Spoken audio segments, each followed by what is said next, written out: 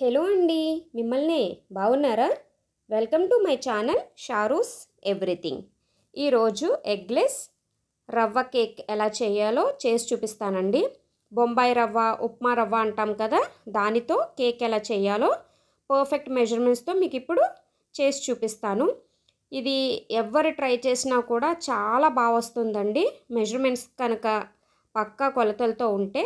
దానికోసం ఇప్పుడు మనం ఒక మిక్సీ జార్ని తీసుకుని 1 కప్ బొంబాయి రవ్వ వేసుకోవాలి. అలాగే 1 కప్ పంచదార కూడా వేసుకుని ఈ రెండింటిని బాగా ఫైన్ పౌడర్ లాగా మిక్సీ చేసేసుకోవాలండి. చూడండి, ఇప్పుడు నేను మీకు చూపిస్తున్నాను కదా, ఈ రకంగా మెత్తగా పౌడర్ చేసేసుకుని ఒక ఎంటీ బౌల్లోకి ట్రాన్స్ఫర్ చేసుకోవాలి. ఇప్పుడు ఇందులోకి 1 కప్ మైదాను కూడా యాడ్ చేసుకోవాలండి. సో 1:1:1 రేషియో అనమాట. 1 కప్ బొంబాయి రవ్వకి 1 కప్ పంచదార, అలాగే 1 కప్ మైదా. తర్వాత 1 teaspoon baking powder, 1/2 spoon baking soda కూడా వేసుకుని ఈ డ్రై ఇంగ్రీడియంట్స్ అన్నీ ఒకసారి బాగా కలుపుకోవాలి.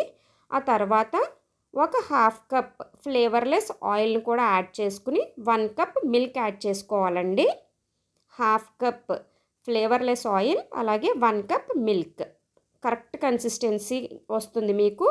ఇంకేమీ యాడ్ చేయక్కర్లేదండి. మనకు మిల్క్ అన్నీ కరెక్ట్గా సరిపోతున్నాయి నేను చెప్పిన ప్రకారం కనుక మీరు చేస్తే. అలాగే 1 స్పూన్ వెనీలా ఎసెన్స్ని కూడా యాడ్ చేసుకోవాలి. మీ దగ్గర వెనీలా ఎసెన్స్ లేకపోతే ఏ ఫ్లేవర్ ఎసెన్స్ ఉన్నా కూడా బాగుంటుందండి. పైనాపిల్ అయినా, స్ట్రాబెర్రీ అయినా, ఏదైనా కూడా యాడ్ చేసుకోవచ్చు. ఇప్పుడు ఇలా ఒక కేక్ టిన్ తీసుకుని దానికి మనం ఆయిల్ అప్లై చేసుకుని బటర్ పేపర్ కూడా వేసుకున్నాక మనం కలిపి పెట్టుకున్న కేక్ బ్యాటర్ ఉంది కదండి, అది మొత్తం కేక్ టిన్లో వేసుకుని ఒక 2 టైమ్స్ ట్యాప్ చేయాలి.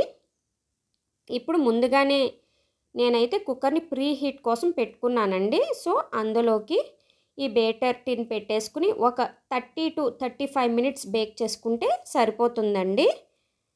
ఇప్పుడు మనం ఒక టూత్ పిక్ కానీ, నైఫ్ కానీ పెట్టి చూస్తే మనకి అంటుకోకుండా వస్తే కనుక కేక్ అయితే రెడీ అయిపోయినట్టు. ఒకవేళ ఏదైనా అంటుకుంటే కనుక ఒక 2 మినిట్స్ ఉంచండి, సరిపోతుంది. ఇప్పుడు కేక్ మొత్తం బాగా చల్లారాలండి. ఆ తర్వాతే డీమౌల్డ్ చేయాలి.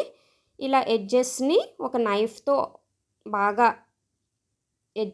నైఫ్తో అన్నాక డీమౌల్డ్ చేస్తే ఈజీగా డీమౌల్డ్ అయిపోతుందండి. చూడండి ఎంత పర్ఫెక్ట్గా వచ్చిందో కదా కేక్ అయితే. సో మీరు కూడా ట్రై చేయాలి అంటే నేను చెప్పిన మెజర్మెంట్స్తో ట్రై చేయండి, మీకు కూడా చాలా బాగా వస్తుంది కేక్ అయితే. అలాగే ఎగ్లెస్ కేక్ అండి, ఇందులో మనం ఎటువంటి కర్డ్ కూడా యూజ్ చేయలేదు. సో కర్డ్ కానీ ఎగ్ కానీ యూజ్ చేయకుండా చేసిన కేక్ అండి. చాలా టేస్ట్ బాగుంటుంది. అలాగే చాలా ఫ్లఫీగా, స్పాంజీగా కూడా వస్తుందండి. పక్కా మెజర్మెంట్స్తో కనుక మీరు కూడా చేస్తే. చూస్తున్నారు కదా, చాలా స్పాంజీగా వచ్చింది కదండి.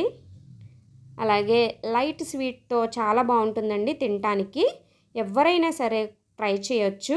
మీకు ఇది నచ్చితే కనుక ఈ కేక్ నా ఛానల్ని లైక్ చేయండి, సబ్స్క్రైబ్ చేయండి, అలాగే షేర్ చేయండి.